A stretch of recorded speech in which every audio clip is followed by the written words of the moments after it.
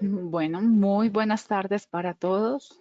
Bienvenidos a la conferencia Disposiciones técnicas en lugares de asistencia médica según RETIE, organizado por la Asociación Colombiana de Ingenieros ASIEM con el apoyo del ingeniero John Alexander Cabrera, quien nos acompaña el día de hoy. Antes de comenzar, nos complace invitarlos a aprovechar uno de los beneficios exclusivos que ASIEM ofrece a todos los ingenieros afiliados y es nuestra plataforma SIL, Centro de Información Laboral. Ese espacio proporciona una valiosa conexión entre las empresas y los miembros asociados de ASIEM, permitiéndoles publicar ofertas de empleo y explorar oportunidades laborales en el campo de la ingeniería a nivel nacional e internacional. Si desean obtener mayor información, los invitamos a visitar nuestro portal web www.acien.org en el botón Servicios al Ingeniero y allí podemos encontrar el SIL, que es nuestro Centro de Información Laboral, o simplemente pueden escanear el QR que se encuentra adjunto en la pantalla. Bueno, en este momento quiero invitarlos a que compartan el link de esta conferencia con todos sus amigos, allegados, conocidos que estén interesados en participar en esta conferencia. Entonces, quiero invitarlos para que lo compartan y todos como tal sean bienvenidos. Recuerden, en este momento les indicamos que si desean, tienen alguna pregunta de esta conferencia, la pueden exponer al final de la conferencia para que el ingeniero John nos pueda como tal brindar algún tipo de solución en el tema. Bueno, en este momento vamos a dar paso al ingeniero John Alexander Cabrera para que nos brinde una breve presentación de su perfil profesional y nos pueda como tal compartir del tema adjunto. Entonces, ingeniero, adelante. Vale, perfecto. Muy buenas tardes para todos. ¿Logran ver mi presentación? Perfectamente, ingeniero. Vale, listo. Entonces, digamos, la charla del día de hoy está enfocada a las disposiciones técnicas en lugares de asistencia médica según RETIE. Les voy a contar quién soy yo. Mi nombre es John Ingeniero, Alexander Cabrera qué Ramírez. pena. Sí, ¿Puede ampliar su pantalla, por favor? claro que sí. Ahí está bien. Sí, ingeniero, ella Ah, vale, perfecto. Bueno, como les comentaba, mi nombre es John Alexander Carrera Ramírez, soy ingeniero electricista en la Universidad Industrial de Santander, especialista en iluminación pública y privada, tengo un diplomado en retilar, reglamento técnico de iluminación y alumbrado público. Adicionalmente, pues soy inspector de la empresa UDIR, tengo unos alcances en uso final básico y sistemas de distribución y transformación hasta 57.5, unos usos final especiales que corresponden a piscinas, ascensores, bomba contra incendios, alta concentración de personas, sistema fotovoltaico, instalaciones de asistencia médica, retilar interior, exterior de alumbrado público. Y tengo 8 años como inspector RETI y RETILAT, ¿sí? Entonces, volviendo al tema, pues propiamente de lo que nos corresponde la charla de hoy, que corresponde a las disposiciones técnicas de asistencia médica según el RETI, pues es importante tener presente que estas disposiciones están orientadas en lo que corresponde al artículo 28.3.2 y la NTC 2050-517, ¿sí? Entonces, dando un análisis primordial, pues lo que corresponde a asistencia médica tiene que ver prácticamente con todo lo que tiene que ver con lo de la rama de la medicina, que está orientada a ontología, rehabilitación física, consulta externa especializada, lugares geriátricos, tecnología y forense, dermatología, oftalmología, psiquiatría, laboratorio clínico, imágenes diagnósticas, medicina deportiva, medicina laboral, médico quirúrgica hospitalaria, ¿sí? Entre otros que aparecen aquí, como por ejemplo neumología, urología, oncología, neurología, cirugía general, psiquiatría, es decir, donde prácticamente se puedan llevar a cabo alguna de estas situaciones de asistencia médica, allí debemos entrar a aplicar lo que nos habla el RETIE en sus disposiciones primordiales del RETIE 28.3.2 y la NTC 517. ¿Cuál es el objetivo principal que tiene, digamos, en estos aspectos el reglamento técnico? Es precisamente minimizar los riesgos que puedan producirse, por ejemplo, por electrocución o quemaduras en las personas de incendios y explosiones de áreas médicas. Por ejemplo, en las imágenes que nosotros podemos ver, en un lugar como un quirófano donde pueden haber gases anestésicos que ya pues prácticamente no las utilizan en gran mayoría, digamos, en estos lugares, pero existe la posibilidad, pues digamos, allí se puede generar un pequeño incendio porque este lugar podría ser clasificado, ¿sí? Lo mismo sucede con el tema de desfibrilación del paciente electrocutado cuando no se utilizan tableros de aislamiento. Entonces, el objetivo primordial que tiene el reglamento bajo RET 28.3.2 es precisamente orientarnos a minimizar todos esos riesgos eléctricos que puedan generarse por electrocución o quemaduras, ¿vale? Bueno, entonces, ¿a qué instituciones aplican? Como ya estábamos hablando, pues todas las ramas de la medicina que hablamos anteriormente, pero la norma es muy clara cuando dice que en cualquier inmueble dedicado exclusivamente a la asistencia médica de pacientes en cuyo interior funcione al menos un área para el diagnóstico y cuidado de salud de manera permanente o ambulatoria. O sea, es decir, allí donde estén pues propiamente dados estas situaciones, allí aplicaría lo que corresponde a asistencia médica. Entonces, por ejemplo, aquí tenemos las clínicas de consultorios odontológicos, los centros de salud, los hospitales y en general aquellos lugares donde el paciente se ha sometido a un proceso invasivo con equipos electromédicos. Bueno, listo. Entonces, digamos que esos son como de los aspectos generales. Ahora, muy bien, digamos, iniciamos la charla dando un panorama muy general de lo que corresponde el sistema eléctrico esencial de un hospital. El sistema eléctrico esencial de un hospital está definido por el sistema de emergencia, lo cual lo compone el ramal vital y el ramal crítico. Ese sistema de emergencia no se puede confundir con el sistema de emergencia que nos habla la sección 700 de la NTC 2050. Es un sistema totalmente diferente que está definido a través de un ramal vital y un ramal crítico.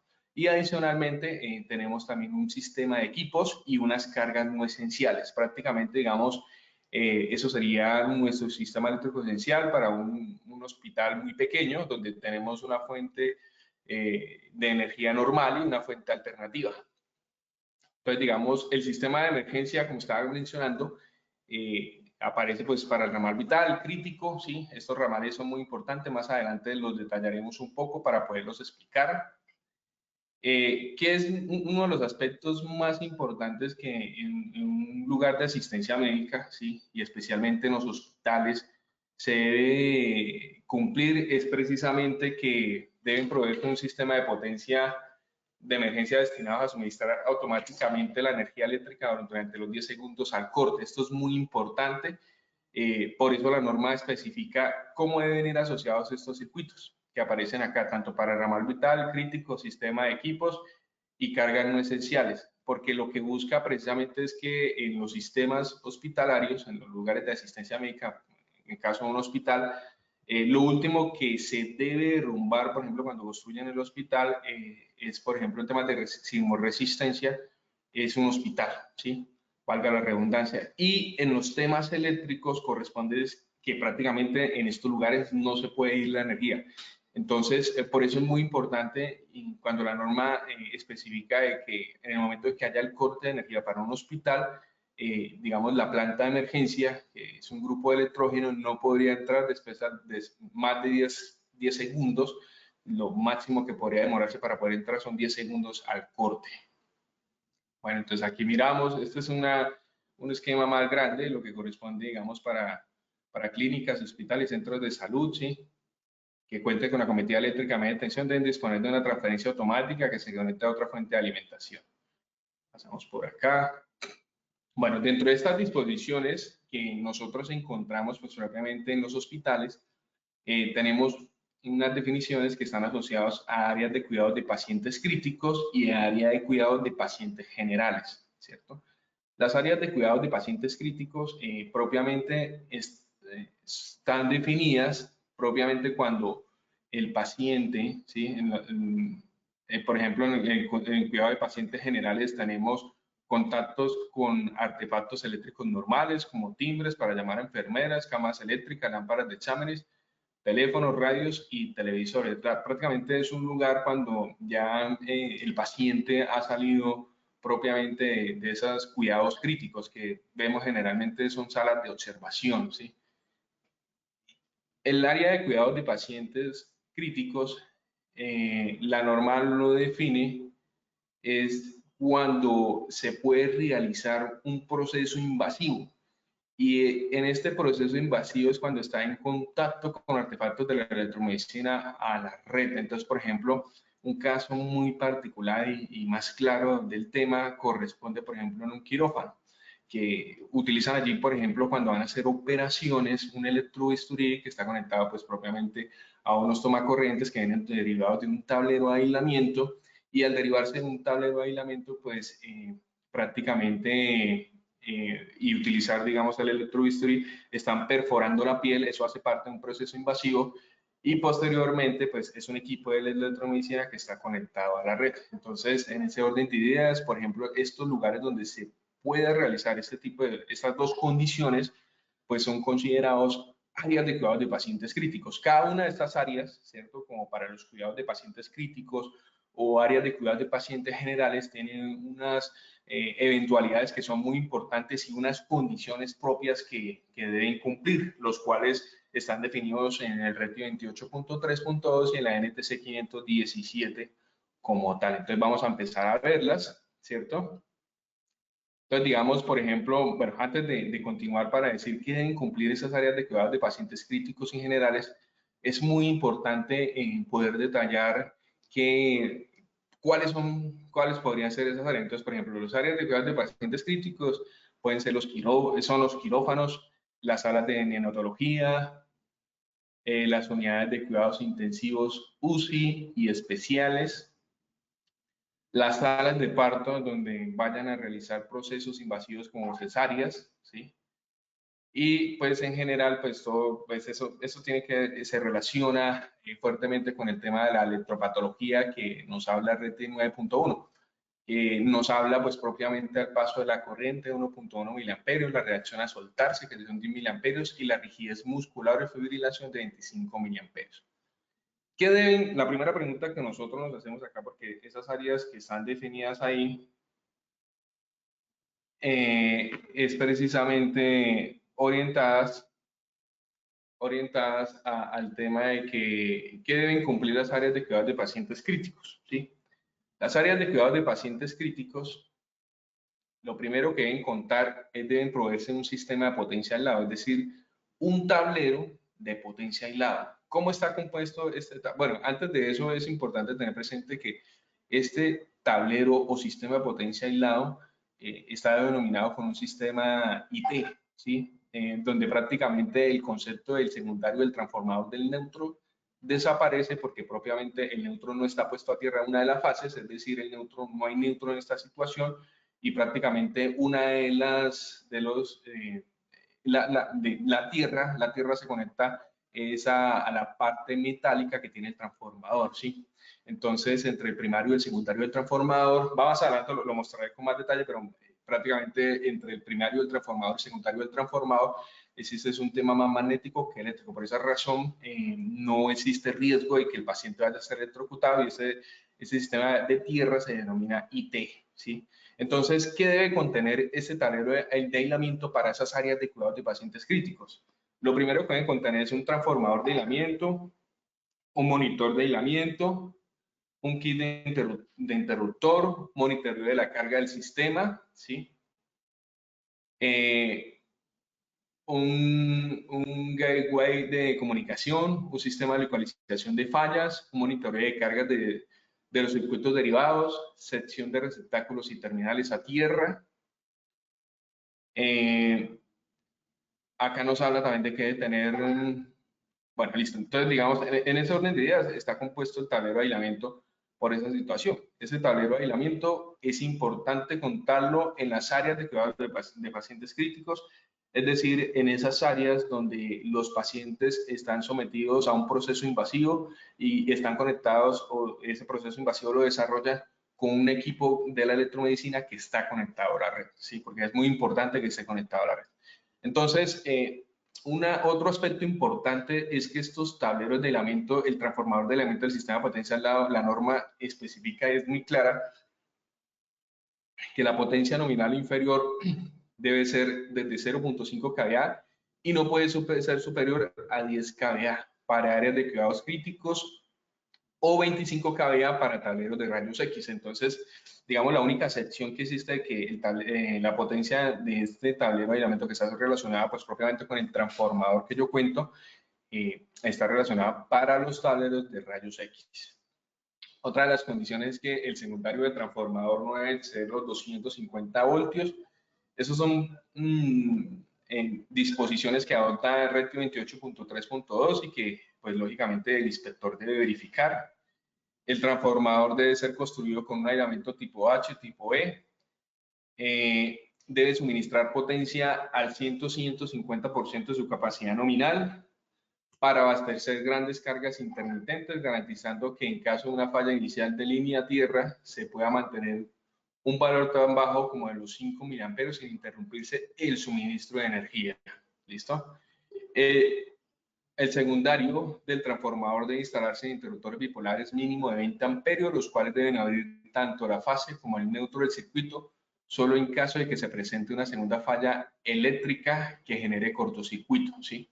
Entonces, realmente, digamos, esta falla generaría para que se dispare, pues tendría que ser una falla fase-fase, ¿cierto? Y posteriormente, la idea es que si, por ejemplo, si evaluamos la siguiente situación, el médico está operando en un quirófano, al momento de operar en un quirófano, pues ellos tienen, estos tableros de aislamiento tienen unos colores representativos que son rojo y verde, y por ejemplo, cuando empieza a superar los 5 miliamperios de fuga, posteriormente él tendría que pasar a un color rojo, pero no necesariamente los interruptores bipolares mínimo de 20 amperios que nos estipula la norma no tendrían por qué dispararse, ¿sí? Porque el objeto es que en estos lugares, pues mientras no haya una falla fase-fase, no se dispare la protección y el médico pueda operar correctamente y tenga tiempo suficiente al paciente. Eso con el fin de minimizar el riesgo de que en la instalación del área de cuidados de pacientes críticos se pueda ir la energía de esa manera, ¿vale? Bueno, entonces esto es muy importante porque en conclusión eso nos deja muy claro que un tablero de aislamiento no es un tablero normal, ¿sí? Es importante, vuelvo, repito, que en las áreas de cuidados de pacientes críticos esté muy asociado el tema propiamente de que debe ser un tablero de aislamiento, ¿sí? Nos hemos encontrado que en muchas ocasiones vamos a revisar lugares de asistencia médica y, oh sorpresa, encontramos que pues, los tableros que instalan son tableros normales y muchas veces dejan separado el transformador o lo dejan por allá en otro lado, que es comúnmente como se lo realiza, y pues eso es una mala práctica porque la norma principalmente nos habla de un sistema, de un tablero de aislamiento y no es un tablero normal, sí, que está compuesto de unos requisitos específicos que nos establece el artículo 28.3.2. Esto es muy claro, dejarlo presente para llevar la trazabilidad, para cuidar a las personas con el objeto de brindarles una seguridad eléctrica formidable y que el paciente pues no pueda sufrir ninguna electrocución ni ninguna quemadura. Listo. Otro de los aspectos importantes y que la sección 517, sección G4, nos habla es precisamente que un transformador de aislamiento no debe servir para más de una sala de operación.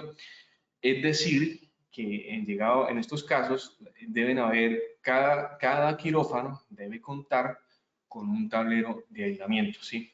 Esto es muy importante y esto se debe tener muy presente.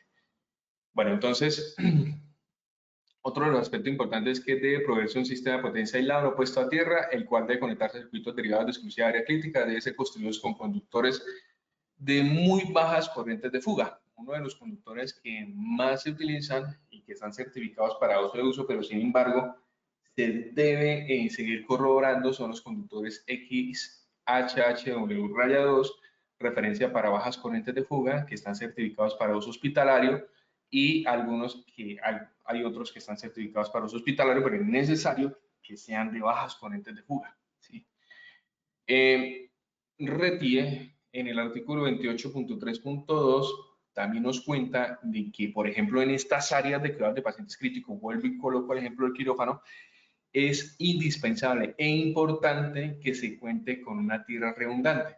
Cuando hacemos referencia a una tierra redundante, estamos hablando precisamente de que la canalización que se utiliza en estas áreas de cuidados de pacientes críticos, ¿cierto? O inclusive también la general, para una vez dejar el detalle que me podría preguntar, bueno, un área de cuidados de pacientes generales también debe ser una canalización metálica. Sí, efectivamente. ¿Por qué? Porque la canalización metálica funciona propiamente como una tierra, ¿sí? Entonces, esa canalización funciona como una tierra y el conductor que va dentro de la canalización metálica también funciona como una tierra. Entonces, cuando hablamos de redundancias, porque tenemos dos tierras, tanto el conductor de tierra que va por las canalizaciones para alimentar los circuitos, como la tubería metálica. Entonces, es muy importante este detalle porque precisamente en estos aspectos nos brinda la seguridad de que las diferencias potenciales que se puedan presentar allí, pues no van a generar algún malestar, pues propiamente en el tema de electrocuciones que se puedan generar al paciente, porque el paciente cuando está con anestesia, su resistencia es muy baja y eso implicaría que con muy bajas corrientes pueda morir. Entonces es muy importante tener presente ese detalle. El tema de la tierra redundante en estas áreas de cuidados de pacientes críticos y generales es realmente importante. Bueno, entonces aquí lo veíamos, aquí por ejemplo vemos como en la sección 517 A y B, 13A y B, muestra que llega el conductor de tierra, ¿cierto? Aquí se empalma para poder llegar pues propiamente al toma corriente y de toma corriente, de aquí este empalme pues propiamente se pone puesta a tierra la caja y de este conductor sigue el recorrido para poner a tierra los otros circuitos. Entonces es muy importante tener presente estas derivaciones, ¿sí? Que propiamente nos habla de la sección 517.13. Listo, aquí lo vemos. Perfecto. Bueno, entonces, cuando hablamos de una tierra redundante, y eso es muy importante dejar claro, eh, es claro que una canalización, ¿sí? Las canalizaciones, la norma de acuerdo al RET 20.6, las define que son conductos que son cerrados, ¿sí? Son conductos que son cerrados de sección circular, rectangular o cuadrada de diferentes tipos, canaletas, tubos o conjunto de tubos prefabricados con barras o cables, ductos subterráneos, entre otros, destinados al arrojamiento de conductores eléctricos de las instalaciones. También se constituyen en un sistema de cableado. Entonces, no podemos confundir que un ducto metálico, ¿sí? O una canalización es una bandeja portacable, porque no es una bandeja portacable. La bandeja portacable es un medio de soporte para conductores y tuberías. Entonces, es importante tener muy presente ese tema porque en muchas ocasiones se encuentra que instalan para esas áreas de cuidados de pacientes críticos el uso de bandejas portacables y no de ductos, ¿sí? O de canalizaciones, como nos lo está definiendo la norma. Ahora, muy bien, según RETI 28.3.2Q, la norma nos dice que en las áreas de cuidados de pacientes críticos de las cuales estamos hablando, debe haber un mínimo de 6 tomacorrientes, todos conectados a tierra mediante un conductor de cobre aislado. Deben ser de tomacorrientes dobles. Esto es muy importante tenerlo presente. Otro de los aspectos es que en cada área de camas de pacientes debe haber por lo menos 2 circuitos ramales, uno o más conectados al sistema de emergencia y uno más a la red del panel normal, ¿sí?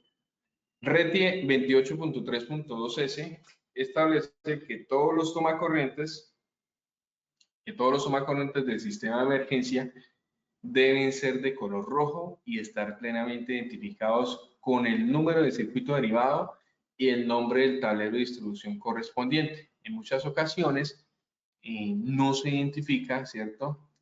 Para las áreas de cuidados de pacientes críticos, esta nomenclatura, ¿sí? Entonces es muy importante tener presente de que en estas áreas de cuidados de pacientes críticos debe haber por lo menos mínimo 6 tomacorrientes y los que son del sistema de emergencia pues deben ser de color rojo, no naranja, porque muchas veces se coloca naranja y pues deben estar identificados con el número del tablero, ¿sí? Y el nombre el circuito derivado y el nombre del tablero. Esto es muy importante tenerlo presente. ¿Listo? Otra de las cosas que comúnmente se ve en obra es que RETI 28.3.2S establece que no se permite el uso de tomacorrientes con terminal de tierra aislada triángulo naranja en las instalaciones de cuidados de pacientes. Entonces, esto aplica tanto a pacientes críticos como a pacientes generales. ¿Y qué es lo que ocurre? Que instalan estos tomacorrientes de color naranja con el punto verde y el triángulo, ¿sí? Y estos tomacorrientes son de tierra aislada. Estos se utilizan más que todo para el tema del ruido que pueden haber en donde tenemos instalaciones como los call centers o presencia de varios computadores, ¿sí? La diferencia de un tomacorriente como el que estamos viendo con tierra aislada a un tomacorriente, por ejemplo, en este caso, que es un tomacorriente de grado hospitalario, ¿sí? Está marcado, es rojo, tiene el punto verde, pero en ninguna parte tiene el triángulo naranja, es precisamente que la carcasa, lo que corresponde al chasis de este tomacorriente, con la tierra del receptáculo, están totalmente equipotencializados, ¿sí? Esto recuerde que con el fin de que precisamente en las instalaciones de asistencia médica, nosotros debemos tener muy presente que en este tipo de instalaciones, pues prácticamente pues no se ven mirar, o sea, todo estar equipotencializado. Entonces, una de las condiciones primordiales es que el que estamos con triángulo naranja es de tierra aislada y el otro es de grado hospitalario. Lo otro que acontece con estos tomacorrientes es que al conectarlos, pues la idea es que pues, no se desconecten fácilmente, sino la sujeción que pueda haber entre la clavija y el conector del equipo, pues pueda ser lo suficientemente rígida para que nadie se pueda caer, ¿sí? Entonces, eso es como para tenerlo muy claro. Bueno, aquí ya empezamos entonces a mirar qué es lo que pasa con las áreas de cuidados de pacientes generales. Dijimos que en estas áreas de cuidados de pacientes generales pues no realizan ningún proceso invasivo, pero el paciente permanece allí las 24 horas o puede estar propiamente conectado a algunos equipos como de camilla, timbres, con televisores, está en una sala de recuperación. Se tiene presente que en estas áreas ya pues el paciente salió del área crítica, ¿sí? Entonces, allí nuevamente aplica lo que corresponde al tema de la tierra redundante, ¿cierto? Pero aquí hay que tener claro que en estos lugares pues ya no se utiliza el tablero de aislamiento, ¿sí? Aquí tenemos la tierra redundante, se debe utilizar, la conexión debe ser, como lo indica la sección 517.13, ¿sí? Como estaba hablando, pues debe contar con la tierra redundante, ¿sí?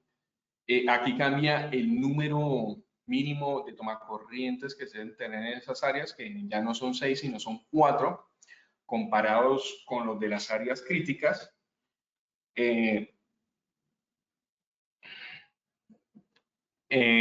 Prácticamente también lo mismo, los que vienen derivados del sistema de emergencia deben ser de color rojo, ¿sí?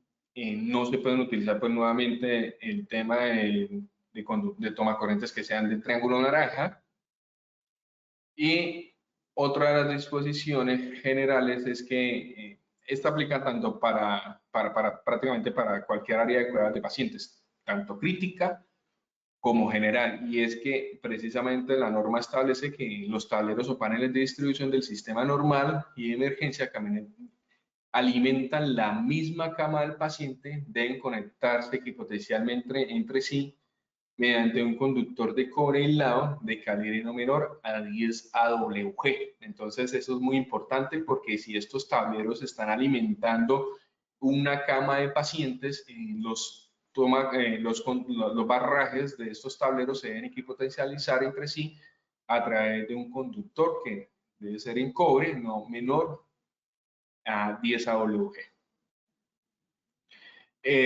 Otra de las cosas es que todos los circuitos de la red de emergencia valga la redundancia, que sean del área crítica o vital, deben ser protegidos mecánicamente mediante canalización metálica no flexible. Y es precisamente porque, digamos, la canalización, a pesar de que es metálica, pues el conductor no es un no es la canalización no es uniforme, y pues prácticamente la canalización metálica no flexible es una espiral, ¿sí? Que no es continua en su totalidad, y pues eso no genera, digamos, una buena continuidad para el tema de equipotencialidad, de las potencialidades que se deben generar en estos espacios, porque recordemos que lo que más queremos en este tipo de instalaciones es propiamente garantizar que no se pueda generar una diferencia potencial con la cual se pueda afectar al paciente, ¿vale?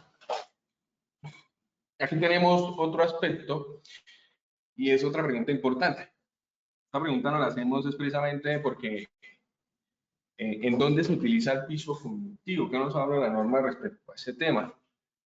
El piso conductivo, como ustedes lo pueden ver, están asociados en los quirófanos. Y entonces, por ejemplo, aquí, por ejemplo, en esta imagen podemos ver el piso conductivo, que es ese tapete, ¿cierto? Que está sobre el quirófano, pero adicionalmente ese tapete, que es un piso conductivo con el ánimo de reducir el tema de electricidad estática que se puede generar allí en este lugar, pues debe estar puesto a tierra, ¿sí? Ellos traen una laminita, los cuales deben estar conectados a tierra propiamente. Entonces, eso es muy importante tenerlo presente porque este piso conductivo se debe poner a tierra, ¿listo? Bueno, el piso conductivo, ¿por qué se utiliza? Porque existe la posibilidad, ya hoy en día no lo hacen con con tanta frecuencia, ¿cierto? Y en la mayoría de lugares, pues propiamente, pues ya no se utilizan esos anestésicos inflamables, pero la norma lo deja establecido, sin embargo, y puede existir la posibilidad, y existe la posibilidad en algunos casos, que se puedan utilizar esos anestésicos inflamables como gases o vapores como fluxuareno, ciclopropano, eterdivinílico, cloruro de etilo, eteretílico y etileno, que pueden formar, como estábamos hablando, en estos lugares se puede hasta 1.53 metros desde el piso hasta esa altura, se puede considerar un área clasificada y puede ser un lugar que es inflamable o explosiva con el aire, oxígeno o gases reductores como el óxido nitroso. Entonces, por ejemplo, en otros lugares que se debe utilizar el piso conductivo son las cámaras hiperbáricas.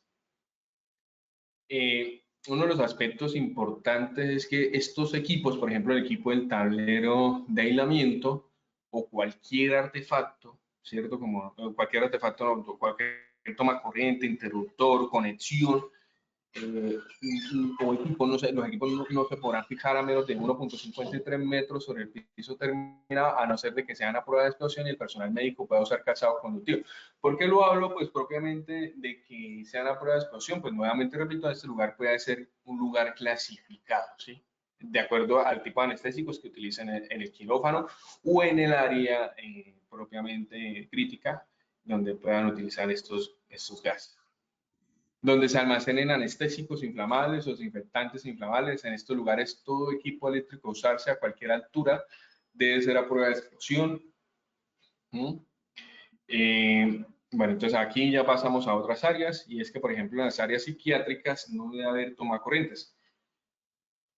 Y esto es precisamente porque alguna persona que está en alguna discapacidad mental, pues puede cometer algún error y ir a destapar este tomacorriente y se puede electrocutar. Entonces, eso es muy importante tenerlo presente. En áreas pediátricas, los tomacorrientes de 125, de 15 o 20 amperios deben ser a tipo a prueba de uso, ¿sí? Además de que son tomacorrientes que son de grado hospitalario, como ustedes lo pueden ver aquí, tienen el puntico verde, están contramarcados de que son. También son a prueba de uso y muchos de ellos, pues, en su llegado momento son tamper resistant, ¿sí? Y es precisamente que si en esta área pediátrica de hospitalización puede alguien introducir algún objeto, pues propiamente pues no se puede electrocutar el niño, ¿sí? O el paciente que está allí, ¿sí? El menor que está allí. Vuelve lo mismo, RET 28.3.2W nos deja muy claro que los conductores del sistema normal y de emergencia aislados no puestos a tierra no podrán compartir las mismas canalizaciones.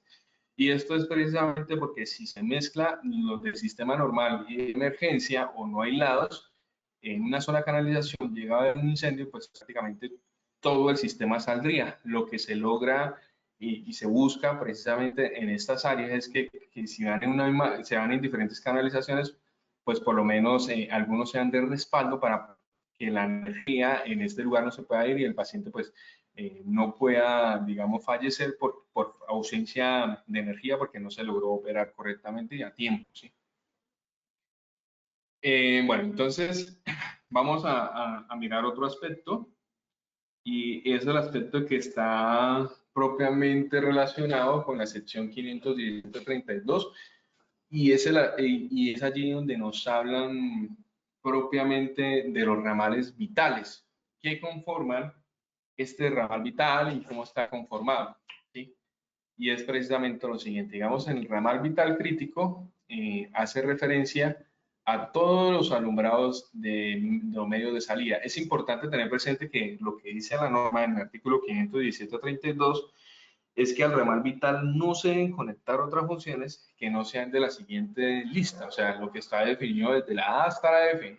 En este ramal únicamente debe ir definido esto que está allí. Sin embargo, en el RETIE adicionan las puertas automáticas para este ramal y es importante dejar claro que el RETIE prevalece sobre la NTC 2050, es decir, que este ramal puede, este circuito puede ser adicionado a ese ramal vital de acuerdo a lo que nos habla la resolución. Entonces, iniciando, está el alumbrado de los medios de salida, ¿sí? Después venimos con todo lo que tiene que ver con señales de salida. Después nos habla de los sistemas de alarma y alerta, ¿sí? Los sistemas de comunicación del hospital cuando se utilizan para las instrucciones en casos de emergencia. Esto es muy importante. El sistema de comunicaciones va a ir siempre al ramal vital. Eh, Debemos dejar claridad que digamos, este ramal vital no tiene una carga tan alta, ¿sí?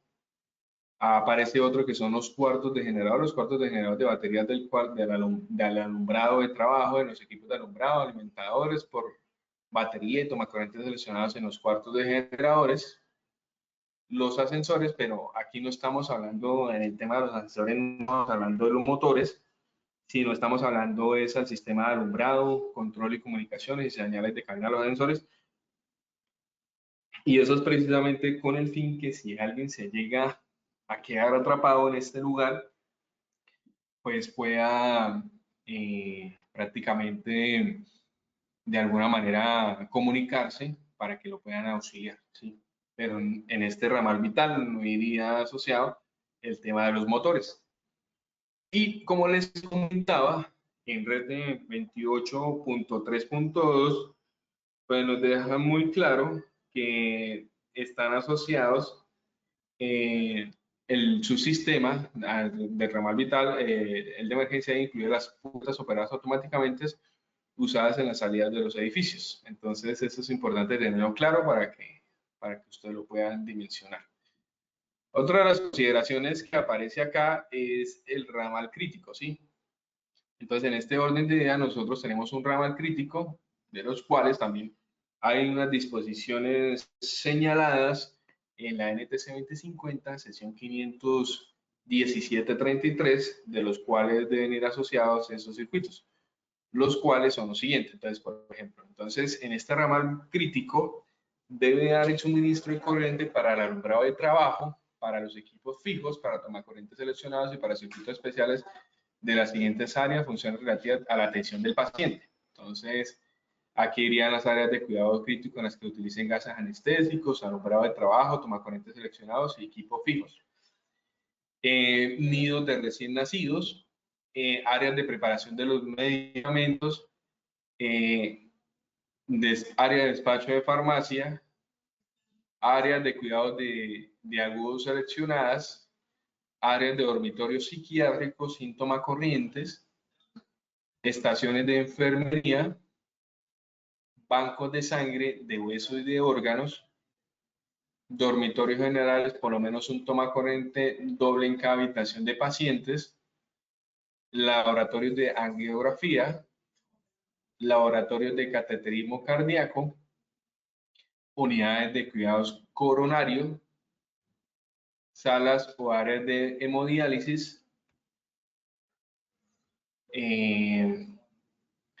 salas y áreas de urgencia, laboratorios de fisiopatología, unidades de cuidados intensivos,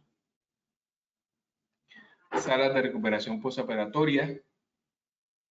Y es importante dejar claro que en este preámbulo que nosotros tenemos en lo que se define en este ramal que es crítico, propiamente nosotros tenemos que ahí van incluidas las áreas de cuidados de pacientes generales y críticos, y no se puede confundir estas áreas de cuidados de pacientes, esta área de cuidados de pacientes críticos y generales con el ramal crítico. O sea, es decir, dentro del ramal crítico va incluido las áreas de cuidados de pacientes generales y críticos, que son dos términos totalmente diferentes para tenerlo claro y muy presente, ¿vale? Bueno, entonces hay otra sección, ¿sí?, que nos habla, y es la sección encargada del tema del sistema de equipos, de la sección 517-34. Entonces, en esa sección, pues ya nos habla de los compresores de bomba de vacío, de los sistemas de los gases medicinales, ¿sí?, de los sistemas de extracción, inyección de aire, de los quirófanos, salas de cuidado crítico, campanas extractoras de cocinas o de laboratorios, sistema de calefacción y enfriamiento de los quirófanos. Aquí entraría, por ejemplo, el tema de los elevadores de los pacientes, en lo que corresponde al motor. Habíamos hablado que en el ramal vital, pues ya iba asociado, digamos, lo que es el alumbrado, comunicaciones, calefacción, ¿sí? Pues para el tema de los elevadores que se pueden presentar en el ramal vital, pero no el motor. Entonces, por ejemplo, en la sección de 517-34, pues ya nos habla de que el elevador de pacientes puede ir relacionado a esta sección, ¿sí? Para tenerlo claro. Bueno, voy aquí como a mirar unos aspectos importantes antes de pasar a las preguntas, ¿sí? Porque yo sé que tienen varias. Una de las condiciones primordiales que nosotros tenemos es que, por ejemplo, en esta zona, aquí por ejemplo vemos el esquema propiamente de un transformador normal, ¿sí? En este transformador normal, como ustedes se pueden dar cuenta, aquí tenemos propiamente la tierra, y esta tierra se pone a uno de las fases que se convierte en el neutro, o sea, es decir, se equipotencializa, ¿sí? Por esa razón, digamos, aquí vemos las diferencias de tensión de 120, 120 en cada una de estas fases. Pero entonces es importante tener presente cómo funciona el sistema IT, y es precisamente que lo que les estaba comentando, esta tierra no se conecta directamente a una de las fases para convertirlo en neutro, sino se conecta a la parte metálica del transformador, ¿sí? Y eso es precisamente con el fin de que se vuelve una conexión más magnética, más no física como tal, y ya vemos que las diferencias de tensión entre esta fase, que es el brown, y el green, que es la tierra, se vuelven 60 voltios, y entre el orange y el verde se vuelven de 60 voltios. Entonces, eso es como para poderlo dejar claro, ¿sí? Porque no siempre lo sé de esa manera. Y pues en ese ámbito, pues voy a dar paso a las preguntas que tengan al respecto. Con mucho gusto, si les puedo colaborar, ahí estaré, ingeniera. Bueno, en este momento queremos invitar a todos los asistentes que tengan algún tipo de pregunta, duda e inquietud. Tienen habilitado su micrófono. El ingeniero Alfonso Ortega nos indica, favor comentar sobre la instalación de UPS.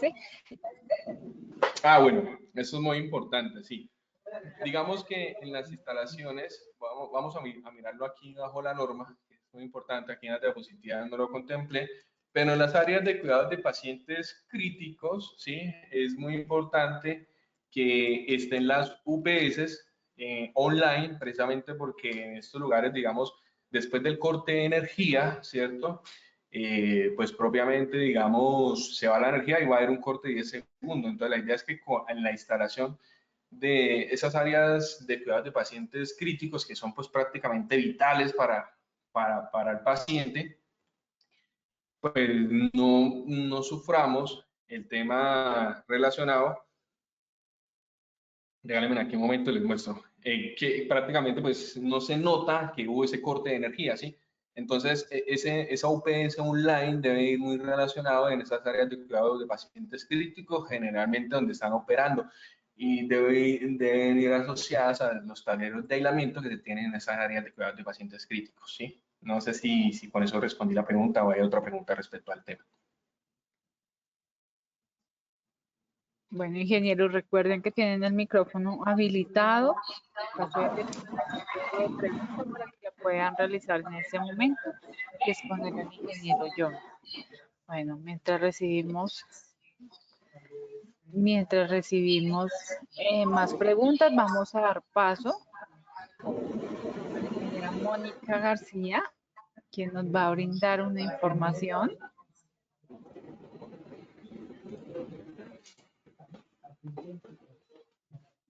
Ingeniera Mónica, ¿ya tiene los permisos de presentar?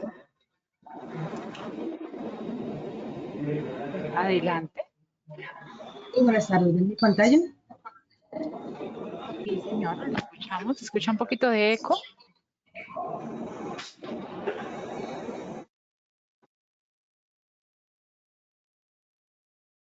Muy buenas tardes. Perfecto, ahora sí la escuchamos muy bien. Adelante. Gracias, buenas tardes para todos. Nosotros somos ODIR Certificaciones SAS, Organismo de Inspección RETI RETILAB. Con el ingeniero John formamos parte del organismo. Les extendemos a ustedes nuestra invitación para brindarles apoyo en todos los procesos que ustedes tengan en los procesos de inspección. Nosotros contamos con todos los alcances y trabajamos a nivel nacional. A nuestro número de contacto 317-428-8786. Nos pueden contactar cualquier duda que tengan, cualquier asesoría o requerimiento que tengan, con el mayor de los gustos los atenderemos. Muchas gracias. De igual manera, la persona que tenga cualquier tipo de dudas acerca de esta información que nos están informando, pueden también contactarse y escribir sus dudas a través del formulario de preguntas que estará finalizando la conferencia. Bueno, en este momento no tenemos más preguntas. Queremos como tal invitarlos a utilizar nuestro nuevo espacio de coworking que ASIEM tiene para todos los ingenieros afiliados de la asociación. Es un espacio donde todos los ingenieros pueden como tal realizar networking, usarlo como actividades laborales, impulsar su creatividad, productividad y colaboración. También como tal esperamos que esta conferencia haya sido como tal del agrado de todos los participantes. El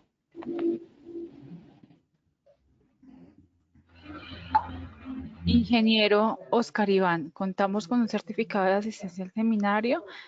Bueno, esa es una conferencia informativa para todos nuestros asistentes, donde esperamos que hayan podido profundizar temas relacionados. Si tienen algún tipo de inquietud con respecto a la información que nos indicaba la ingeniera Mónica, ya como tal procedemos a que vuelva a compartir la presentación. En caso de que tengan algún tipo de duda e inquietud, ahí lo tienen en pantalla. Ingeniero Alfonso, muchas gracias por el tema. Estamos recibiendo mensajes de agradecimiento. El ingeniero Alfonso nos dice, ¿se puede utilizar conductores de tierra desnudos y en qué lugares?